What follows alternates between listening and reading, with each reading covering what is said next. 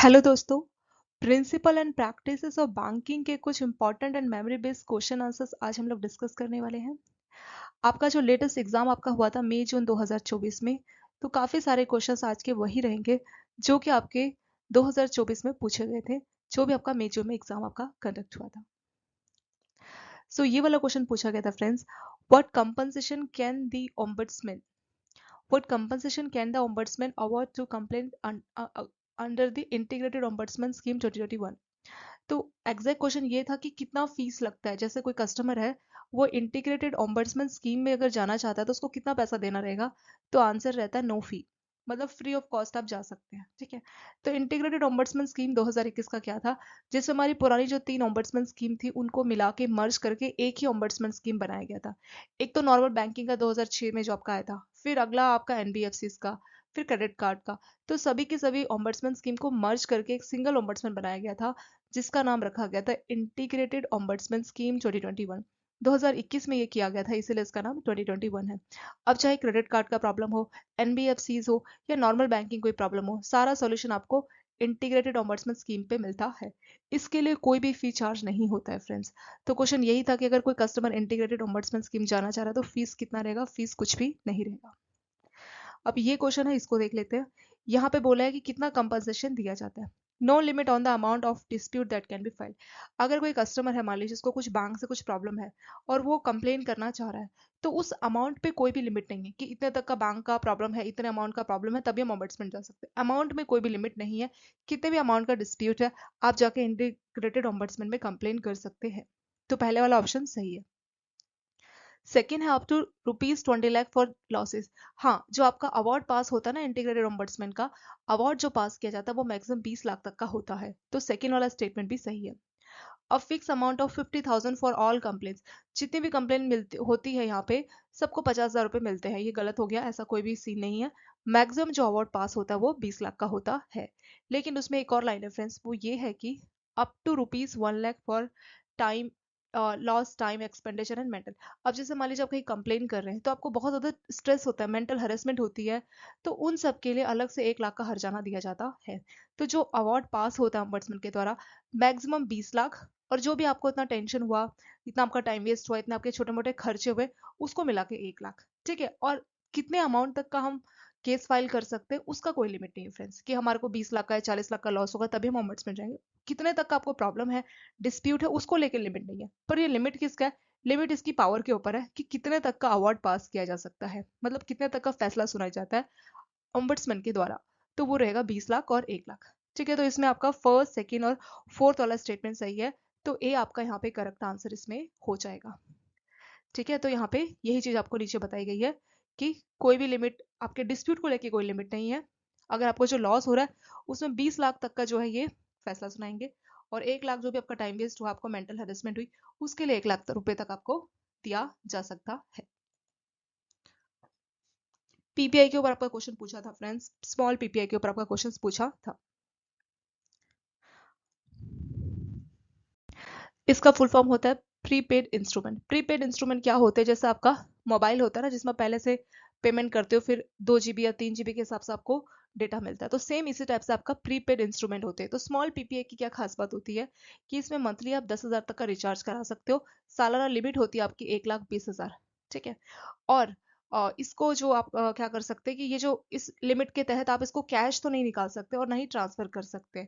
अगर हम कैश नहीं निकाल सकते और ट्रांसफर नहीं कर सकते तो ये किस काम आता है, जो भी आपको शॉपिंग करनी होती है, कुछ गुड्स या सर्विसेज खरीदी, तो वहां पे आप इस स्मॉल पीपीआई को इस्तेमाल कर सकते हैं। तो इसी के ऊपर क्वेश्चन है friends, what happen if a small PPI is not converted to fully KYC complaint. तो टाइम लिमिट होता है कि जब भी आपको पीपीआई इशू किया जाएगा उसके 24 मंथ्स के अंदर मैक्सिमम आपको केवाईसी करवा लेना होता है। अगर हम नहीं करवाते तो क्या होगा, the existing balance can still be use but no further credit. तो पीपीआई को दोबारा से आप लोड नहीं कर पाओगे। जो पुराना बैलेंस है वो तो आप यूज कर सकते हो, पर नया आप लोड नहीं कर सकते। जैसे मेट्रो का आप कार्ड लेते हो, ठीक है, तो उस कार्ड में आप कुछ अगर लोड करना चाह रहे हो तो लोड नहीं कर पाओगे अगर आपका केवाईसी नहीं हो पाया 24 मंथ्स के बाद। और जो पुरानी लिमिट है उसको आप इस्तेमाल कर सकते हो, जो पुराना बैलेंस उसके अंदर है उसको यूज कर सकते हो, बट जो है आपका उसमें नया क्रेडिट आप नहीं कर सकते। सेकेंड है PPI can continue to receive fund without any restrictions. बोल रहे हैं कि बिना रिस्ट्रिक्शंस के ये जो है आसानी से इसमें फंड आप डाल सकते हो, ये बात भी गलत हो जाएगी। और पहला वाला बात सही है फ्रेंड्स कि पुराना जो लिमिट है उसको हम यूज कर सकते हैं। तीसरा है the holder will loss the entire balance. बोल रहे होल्डर का पूरा बैलेंस चला जाएगा, ऐसा कुछ भी नहीं, कोई भी बैलेंस कहीं भी नहीं जाता, बट हाँ नए वाला आप क्रेडिट इसमें नहीं कर सकते। होल्डर मस्ट क्लोज द पीपे इमीडिएटली, इमीडिएटली क्लोज करना पड़ेगा, ऐसा भी कोई इसमें सीन नहीं होता, बट आप लोडिंग नहीं कर पाते। ठीक है, तो इसमें आपका सिर्फ और सिर्फ फर्स्ट वाला स्टेटमेंट ही करेक्ट हो जाएगा, तो आंसर हो जाएगा यहाँ पे फ्रेंड्स फर्स्ट ओनली। तो वही चीज यहाँ पे लिखी है कि 24 मंथ्स के अंदर अगर आप केवाईसी कंप्लेंट नहीं करते तो पुराने अकाउंट का आप यूज कर सकते हो, लेकिन उसमें नया क्रेडिट अलाउ नहीं होता। ठीक है, तो वही चीज आपको नीचे एक्सप्लेनेशन में दी गई है। नेक्स्ट है which of following statement are true about small prepaid instrument. तो जो स्मॉल पीपीआई है उसके बारे में कौन सी बातें यहाँ पे सही लिखी है। Small PPI require only a mobile number verified bye OTP for registration. Yes, ये बात सही है फ्रेंड्स कि अगर आपको इसका रजिस्ट्रेशन कराना है तो आपका मोबाइल नंबर और एक ओटीपी से रजिस्टर आता है, तो उससे आप इसको रजिस्टर करा सकते हैं। तो पहला वाला स्टेटमेंट बिल्कुल सही है। सेकेंड है फंड ट्रांसफर और cash withdrawal is allowed. Small ppm आपको ये वाली सुविधा नहीं मिलती है। जैसे आपको कहीं पे शॉपिंग करनी है, गुड सर्विसेज खरीदनी, वहां पे आप पेमेंट कर सकते हो, बट आप कैश नहीं निकाल सकते और फंड ट्रांसफर आप नहीं कर सकते, तो ये सुविधा इसमें नहीं मिलती। तो यहाँ पे लिखा है कि ये दोनों कर सकते हो, तो सेकेंड वाला स्टेटमेंट रॉन्ग हो जाएगा। तीसरा यहाँ पे दोस्तों कि the maximum loaded amount for small PPI is 10,000 per month. ये बात बिल्कुल सही है कि एक महीने में आप 10,000 तक का लोड कर सकते हो और साल में 1,20,000 का। ठीक है, साल का लिमिट है 1,20,000। Small PPI can be issue to the same holder multiple times. तो एक ही होल्डर को बार बार इशू कर सकते हैं, ऐसा नहीं है, एक होल्डर को एक ही आप इशू कर सकते हो, मल्टीपल टाइम्स इशू नहीं कर सकते। ठीक है, तो लास्ट वाला स्टेटमेंट भी गलत हो जाएगा। तो इसमें आपका फर्स्ट एंड थर्ड वाला स्टेटमेंट सही है फ्रेंड्स, तो आंसर हो जाएगा ए फर्स्ट एंड थ्री। ठीक है, तो अगर इसका वेरिफिकेशन करना है तो मोबाइल नंबर में ओटीपी आएगा, तो उससे आप इसका रजिस्ट्रेशन करा सकते हैं। और महीने का जो लिमिट है वो है 10,000 रुपये। महीने में आप 10,000 रुपये से इसको लोड करवा सकते हैं। ठीक है, तो फर्स्ट एंड थ्री आपका करेक्ट आंसर इसमें हो जाएगा। नेक्स्ट क्वेश्चन आपका ग्रीन डिपॉजिट के ऊपर भी पूछा गया था। फ्रेंड्स, ये सारे ही क्वेश्चंस आपके पूछे गए, तो आज का जो वीडियो रहेगा ना, इसमें सारे क्वेश्चंस आपके पूछे गए, ये सारे सिर्फ मेमोरी बेस्ड क्वेश्चंस है जो लेटेस्ट आपके एग्जाम में पूछे गए। What is the primary purpose of green deposit. तो ग्रीन डिपॉजिट का प्राइमरी पर्पस क्या होता है। तो ग्रीन डिपॉजिट किस डिपॉजिट को बोला जाता है। ग्रीन डिपॉजिट उस डिपॉजिट को बोला जाता है जहां पे जो भी आपने डिपॉजिट की है उस पैसे को इस्तेमाल किया जाएगा इन्वायरमेंट और ऐसे प्रोजेक्टों की नेचर को हार्म नहीं पहुंचाते, जैसे रेन्यूएबल एनर्जी हो गया या पॉल्यूशन कंट्रोल वाली चीजें। ठीक है, तो वैसी जगह पे ये ग्रीन डिपॉजिट वाले पैसे को यूज किया जाता है। तो पहला ऑप्शन है to allow customers to save money traditional saving account. तो ग्रीन डिपॉजिट में क्या कोई सेविंग अकाउंट होता है ट्रेडिशनल सेविंग अकाउंट, ऐसा कुछ में कोई सीन नहीं है। To ensure that deposit fund support environment and sustainable project. ये बात बिल्कुल सही है फ्रेंड्स कि जो ग्रीन डिपॉजिट होता है इसमें इस बात को इंश्योर किया जाता है कि जो भी पैसा लगेगा वो कहाँ पे, मतलब जो भी आपसे डिपॉजिट लिया गया उस पैसे को इन्वायरमेंटल वाले प्रोजेक्ट में ही लगाया जाएगा। ठीक है, तो सेकंड वाला स्टेटमेंट बिल्कुल सही है। तीसरा to provide high interest rate compare to regular saving account. तो जो आपका नॉर्मल सेविंग अकाउंट होता है उससे ज्यादा इसमें इंटरेस्ट रेट दिया जाता है। ऐसा भी इसमें कोई सीन नहीं कि उसमें एक्स्ट्रा रेट मिलता है, ऐसा कुछ भी सीन नहीं है, ये भी गलत हो जाएगा। To invest in stock market for great financial return. ऐसा भी कुछ नहीं है फ्रेंड्स कि स्टॉक मार्केट में इस पैसे को लगाया जाता है। सिर्फ और सिर्फ ग्रीन डिपॉजिट की खास बात ये है कि इस पैसे को ऐसे प्रोजेक्ट में लगाया जाता है जो कि इन्वायरमेंट के लिए बहुत ज्यादा अच्छे होते हैं। ठीक है, तो सिर्फ और सिर्फ सेकंड वाला सही होगा। अब इन्वायरमेंट के लिए अच्छे किस सेंस में बोला गया है, ये सेंस से बोला गया जैसे कि देखिए यहाँ पे the primary purpose of green deposit is to ensure that deposit fund are use to support environmental and sustainable project. कि यहाँ से जो पैसा मिलेगा उसको इन्वायरमेंटल और सस्टेनेबल प्रोजेक्ट में लगाया जाएगा। एग्जाम्पल भी दिया गया यहाँ पे दोस्तों, जैसे कि रिन्यूएबल एनर्जी हो गया और आपका पॉल्यूशन कंट्रोल, तो ऐसी जगह पे इस पैसे को लगाया जाता है। तो सिर्फ और सिर्फ सेकेंड वाला स्टेटमेंट आपका यहाँ पे करेक्ट इसमें हो जाएगा। नेक्स्ट क्वेश्चन इस पे भी था आपका friends, distributed denial of services, ये क्या होता है। ठीक है, देखिए विच of the following statement accurately describe a denial of services. Distributed denial of services बोलते हैं इसको, DDoS, distributed denial of service. Distributed denial of services में एक्जैक्टली क्या होता है फ्रेंड्स, इसमें होता क्या है कि आपका कोई टारगेट है, मान लीजिए, ठीक है,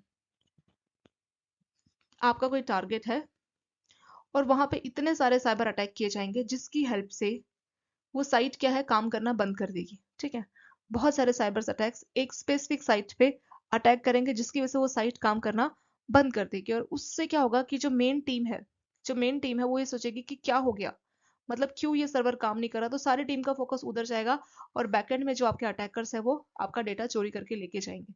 ठीक है, तो ये कंसेप्ट पे आपका डिस्ट्रीब्यूटेड डिनाइल ऑफ सर्विसेज का कंसेप्ट काम करता है। मतलब डिनाइल का मतलब होगा मना करना, सर्विसेज को मना करना, मतलब ये सर्विस को स्टॉप करा देते हैं। कैसे स्टॉप करा देते हैं? अचानक से एक ही सिस्टम में अचानक से बहुत ज्यादा ट्रैफिक आ जाएगा, अचानक से फ्लड आ जाएगी, बाढ़ आ जाएगी। किस इसकी बाढ़? अटैकर्स की बाढ़। अब एक साइट पे जैसे आप देखते हैं कई बार कोई सेल्स चलती कुछ होता है तो अचानक से कुछ टाइम के लिए सर्वर स्लो हो जाता है ना। वो किस लिए होता है? क्योंकि बहुत ज्यादा ट्रैफिक वहां पे होता है, उतना ज्यादा सिस्टम लोड ले नहीं पाता, जिसकी वजह से वो स्लो हो जाता है। तो सेम ऐसी पर्पस आपका distributed denial of services attack में होता है। इसमें जो अटैकर्स है वो किसी सर्वर हो गया, कोई साइट हो गया, वहां पे अटैक करते हैं। इसकी वजह से जो जेन्युइन यूजर्स हैं वो उसको यूज नहीं कर पाते। ठीक है, तो ये अटैकर्स का मेन पर्पस होता है। तो जो लोग हैं जिनको ये साइट यूज करनी है उनको यूज करने से रोका जाता है अटैकर्स के द्वारा, क्योंकि वो क्या करते हैं, वो अपना जो भी सर्वर है उस पर पूरा वो खुद ही उस सर्वर को एक तरह से अटैक करके उसी सर्वर को सभी के सभी क्या करते हैं, एक ही बार में यूज करके उसको बहुत ज्यादा बिजी कर देते हैं, और जो जेन्युइन यूजर है वो उस साइट को यूज नहीं कर पाते। इसमें जो अटैकर्स होते हैं उनका मेन पर्पस यही होता है कि जो जेन्युइन यूजर है उनके लिए सिस्टम को रोका जा सके। ठीक है, तो पहला इसमें ऑप्शन है, it is aimed at preventing a user और organisation from accessing their normal services. ये बात बिल्कुल सही है कि जो भी जैसे मान लीजिए बैंक है, बैंक में अगर किसी ने अटैकर्स ने कुछ हमला किया तो जो बैंक के जो खुद कर्मचारी है वो उस सिस्टम को यूज नहीं कर पाएंगे, उस सर्वर को यूज नहीं कर पाएंगे। अटैकर्स ऐसा कैसे कर पाते हैं फ्रेंड्स? वो कई सारे सिस्टम, कई सारे सर्वर्स का, कई सारे कनेक्शंस का इस्तेमाल करके ऐसा करते हैं। ठीक है, तो जो जेन्युइन यूजर है उसको सर्विस यूज करने से रोका जाता है, पहली बात सही है। दूसरा, it can only B conduct by individual hackers using their personal computer. बोल रहा है कि इंडिविजुअल हैकर्स अपना पर्सनल कंप्यूटर यूज करके ऐसा करते हैं। ऐसा नहीं, हम बड़े बड़े सर्वर में हजारों हैकर्स होते हैं, इसमें कोई ऐसा इंडिविजुअल अकेला कोई नहीं होता। तो सेकंड वाला बात गलत होगा, क्योंकि इसमें मल्टीपल्स होते हैं। अब किसी चीज के लिए आपको फ्लड लाना है, मतलब बाढ़ लानी, इतने सारे अटैकर्स आए तो उसके लिए एक सिंगल सिस्टम से, पर्सनल कंप्यूटर से तो ऐसा नहीं किया जा सकता। It typically involve overwhelming a target system with flood of incoming traffic. ये बात बिल्कुल सही है कि कोई जो आपका टारगेट है, जिस पे इनका टारगेट है, जिस साइट को ये काम करने से रोकना चाहते हैं, तो वहां पे ये एक तरह से बहुत ज्यादा ट्रैफिक लाते हैं, बहुत ज्यादा फ्लड ऑफ ट्रैफिक ये लाते हैं। तो तीसरा स्टेटमेंट भी यहाँ पे सही हो जाएगा। It is design to enhance the security of target system by testing its limit. बोल रहे सिस्टम की सिक्योरिटी को बढ़ाने के लिए इसको डिजाइन किया गया, ये बात गलत हो जाएगी। सिर्फ और सिर्फ फर्स्ट एंड थर्ड वाला स्टेटमेंट सही है। तो आंसर हो जाएगा फ्रेंड्स आपका फर्स्ट एंड थ्री ओनली।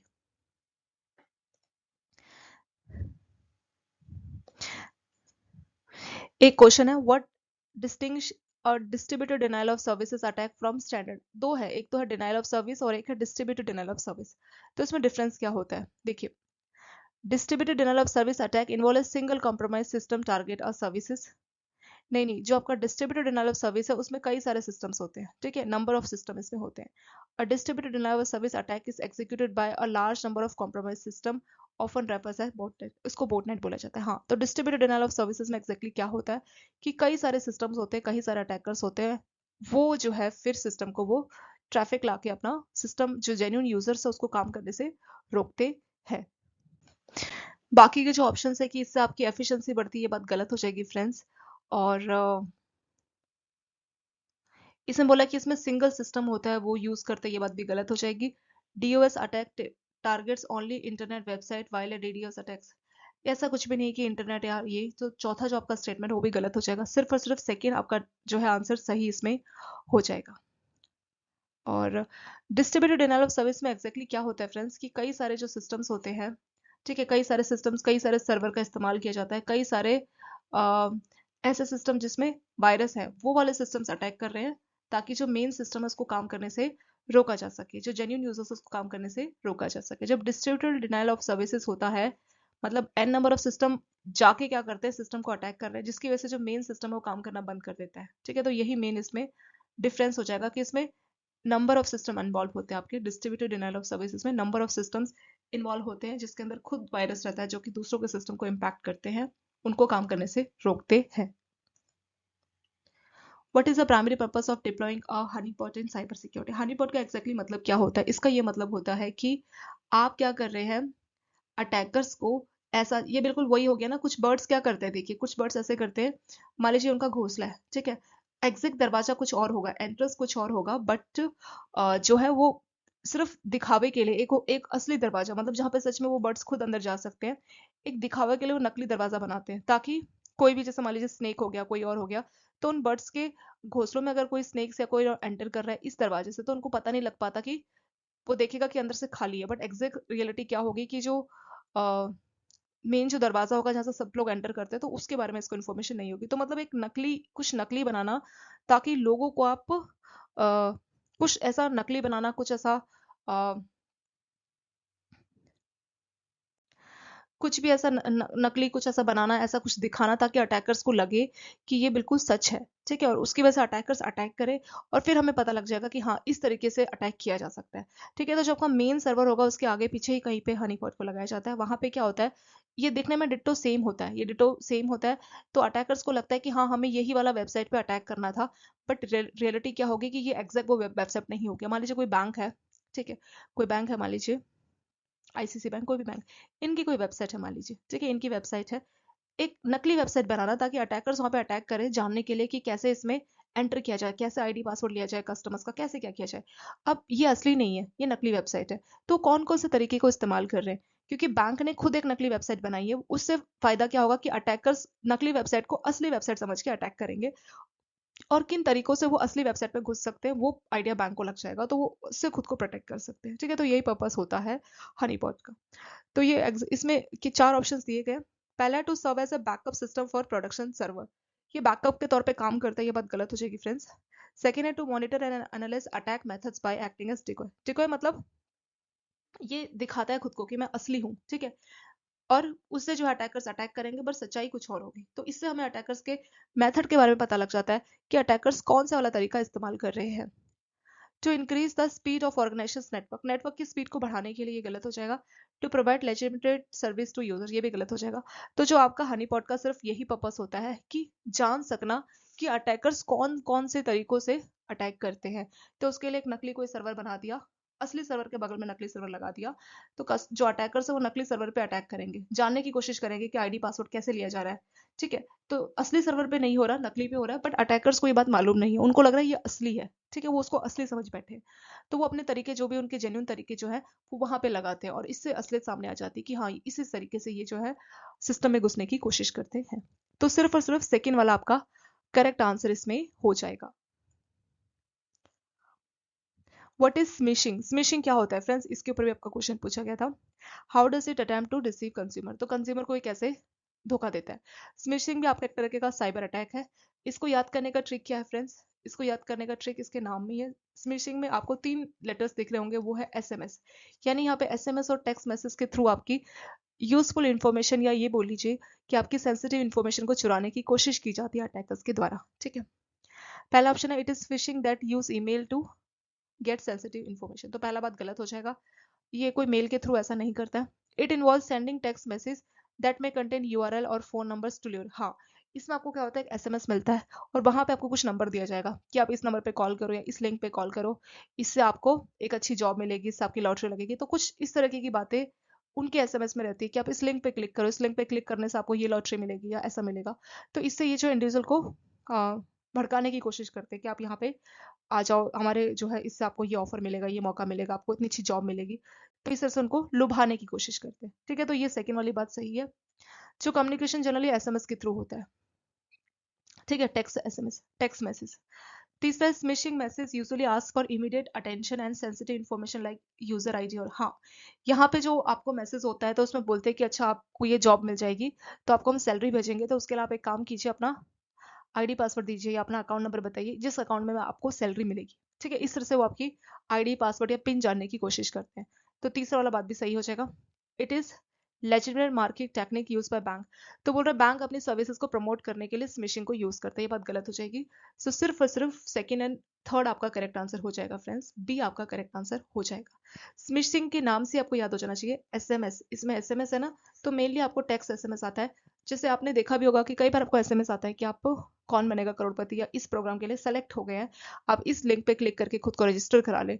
तो ये सारे जो है आपके स्मिशिंग होते हैं, स्मिशिंग के आपके रियल लाइफ एग्जांपल आपके हो गए। ये क्वेश्चन भी था friends, which of the following statement accurately define a small limited liability partnership. तो स्मॉल लिमिटेड लायबिलिटी पार्टनरशिप के ऊपर क्वेश्चन पूछा गया था।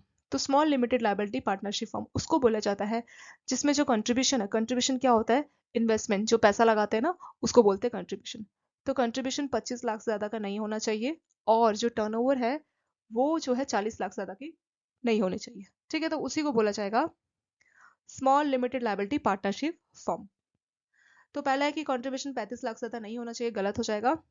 टर्नओवर 50 लाख से ज्यादा नहीं होना चाहिए, ये भी गलत हो जाएगा। हाँ, तीसरा सही है फ्रेंड्स कि कंट्रीब्यूशन 25 लाख से ज्यादा और टर्नओवर जो है 40 लाख से ज्यादा नहीं होनी चाहिए।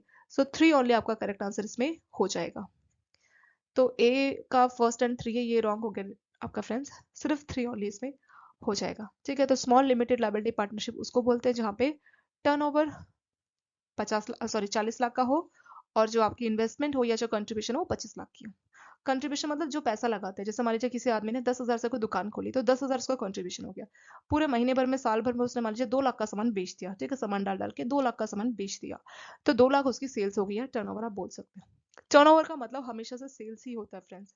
ठीक है, तो टर्नओवर यानी सेल्स, और कंट्रीब्यूशन मतलब कितना उसने लगाया पैसा, कितना उसने इन्वेस्ट किया है। नेक्स्ट है which of the following truly is true regarding NRO. NRO, NRE, FCNR, इसके ऊपर हमेशा क्वेश्चंस आते ही वैसे भी। तो एनआरओ के बारे में इसमें से कौन सी बातें सही है? It is exclusively for managing income earn outside India, ये बिल्कुल गलत है। एनआरओ अकाउंट क्यों होता है? मान लीजिए कोई ए है, वो इंडिया में ही रहता था, उसकी जॉब अभी कहाँ, यूएसए में लग गई, अब वो यूएसए चला गया, बट ए का इंडिया में घर है। ठीक है, घर है, उसने इंडिया की कंपनी में शेयर्स लिए हैं, किसी बैंक में एफडी करा रखी जहां से उसको इंटरेस्ट मिल रहा है, तो इंडिया की जो उसकी कमाई हो रही है वो उसके नॉर्मल जो सेविंग बैंक अकाउंट है, अगर पर्सन एनआरआई बन जाता है तो उसको वो एनआरओ में कन्वर्ट करवा दिया जाता है। ठीक है, तो एनआरओ वाले अकाउंट में ही उसका सारा इंडिया की इनकम जा रही है, तो उसी को बोला जाता है NRO account, non resident ordinary account. अगर आपका टीडीएस है तो यहाँ पे एप्लीकेबल रहेगा, जो भी आप इंटरेस्ट अर्न कर रहे हो इसमें जो पैसा रखा है वो आपको टीडीएस पे करना रहेगा। एनआरओ अकाउंट कोई भी जो एनआरआई ओपन कर सकता है, ईदर और सर्वाइवर। ठीक है, सॉरी, फॉर्मर और सर्वाइवर करके कर सकता है, यानी ये जॉइंटली जो है अलाउ रहता है। और जॉइंटली अलाउ होने के साथ साथ यहाँ पे जॉइंटली या तो एक एनआरआई दूसरे एनआरआई के साथ मिलके या रेजिडेंट एनआरआई के साथ मिलके इस अकाउंट को जॉइंटली ओपन करवा सकता है। चलिए, 4 ऑप्शन यहाँ पे दिए गए friends. It is for managing income earn outside India, गलत हो जाएगा, ये आउटसाइड इंडिया की नहीं बल्कि इंडिया की इनकम के लिए होता है, पहला बात गलत होगा। सेकंड, इंटरेस्ट में जो आपको टीडीएस लगता है, ये बात बिल्कुल सही है। फंड आपको फॉरेन करेंसी से मिलता है, ऐसा नहीं है फ्रेंड्स, क्योंकि इंडिया की अर्निंग होती है तो इंडिया करेंसी में मिलता है, आपको फॉरेन करेंसी में नहीं मिलता। NRO can not be held jointly with resident, बोल रही है जॉइंटली नहीं ओपन किया जा सकता, ये बात भी गलत हो जाएगी, ये जॉइंटली ओपन किया जा सकता है। सो सिर्फ और सिर्फ सेकंड वाला जो स्टेटमेंट है वो बिल्कुल सही है, टीडीएस वाला, तो सेकंड ओनली आपका करेक्ट आंसर इसमें हो जाएगा। What does negative lien represent in borrowing agreement, negative lien किसको बोला जाता है? ठीक है, तो नेगेटिव लीन में क्या होता है कि बैंक एक तरह से अपना लीन लगाता है, अपना होल्ड लगाता है कि बिना बैंक की मर्जी के आप ये प्रॉपर्टी किसी और को नहीं दे सकते। बैंक का लोन चल रहा है, बैंक का अपना लीन है, मतलब बैंक ने अपना उसमें चार्ज लगा रखा है और बिना बैंक की परमिशन के आप वो प्रॉपर्टी किसी और को नहीं दे सकते, तो वो होता है हमारा नेगेटिव लीन। ठीक है, देखिए, negative lien is undertaking by borrower that their asset are free from charge और encumbrance in favour of third parties, यानी बैंक, ये जो नेगेटिव लीन है इसमें कस्टमर बोलता है कि जो भी उसके असेट्स जो भी वो बैंक को दे रहा है उस पर कोई किसी और का हक नहीं हो, उसके खुद के असेट्स है और उस पर बैंक का हक होगा, बिना बैंक की मर्जी के वो कहीं और जाके इस असेट्स को नहीं दे सकता। मान लीजिए कोई घर है, उस पर अगर बैंक ने अपना नेगेटिव लीन लगाया है तो कस्टमर बिना बैंक की मर्जी के वो घर कहीं पे भी लेके नहीं, उसके ना उसको बेच सकता है ना ही उसको कुछ और कर सकता है। ठीक है, तो वही इसका मतलब होता है। नेगेटिव लीन के ऊपर भी आपका क्वेश्चन पूछा गया था।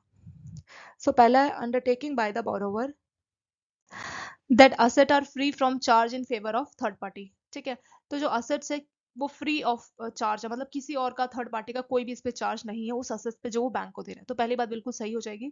सेकेंड है positive obligations to create new encumbrance, asset पे नया इनकम्बरेंस क्रिएट करने का ऑब्लिगेशन है, ऐसा नहीं है। A promise that lender will provide additional fund if requested, ये भी नहीं है, इसमें कोई एडिशनल फंडिंग की बात नहीं होती friends. Restrictions on the borrower from creating any encumbrance over asset without, हाँ ये बिल्कुल सही बात है कि बैंक ने अपना नेगेटिव लीन लगा दिया तो बोरोवर बिना बैंक की मर्जी के किसी और को ये नहीं दे सकता, बिना लेंडर की कंसेंट, मतलब बिना बैंक की कंसेंट के वो कहीं पे ले जाके उसको उस असेट को नहीं दे सकता। ठीक है, तो सिर्फ और सिर्फ फर्स्ट एंड फोर्थ वाला स्टेटमेंट सही हो जाएगा आपका, सी आपका यहाँ पे करेक्ट आंसर इसमें आ जाएगा। सो इसके साथ जो मेमोरी बेस्ड क्वेश्चन आंसर्स थे वो हमारे यहाँ पे कंप्लीट हो चुके हैं। कुछ और क्वेश्चन आंसर्स को मान्यली वीडियोस में डिस्कस करेंगे। वीडियो अगर आप लोगों को अच्छी लगे तो लाइक सब्सक्राइब शेयर जरूर करें। चैप्टर वाइज एमसीक्यू अगर आपको चाहिए फ्रेंड्स तो 2 हैंड्स की ऐप में आपको चैप्टर वाइज एमसीक्यू भी मिल जाएंगे। और इम्पॉर्टेंट जो टॉपिक्स है उसके लिए मैंने अलग से एक वीडियो बनाया, how to prepare for principle and practice of banking. YouTube में आपको वीडियो मिल जाएगी, ठीक है। उसको देख के आपको काफ़ी अच्छा आइडिया लग जाएगा कि किस तरह से उसकी तैयारी करनी चाहिए। Okay friends, thank you so much for watching this video.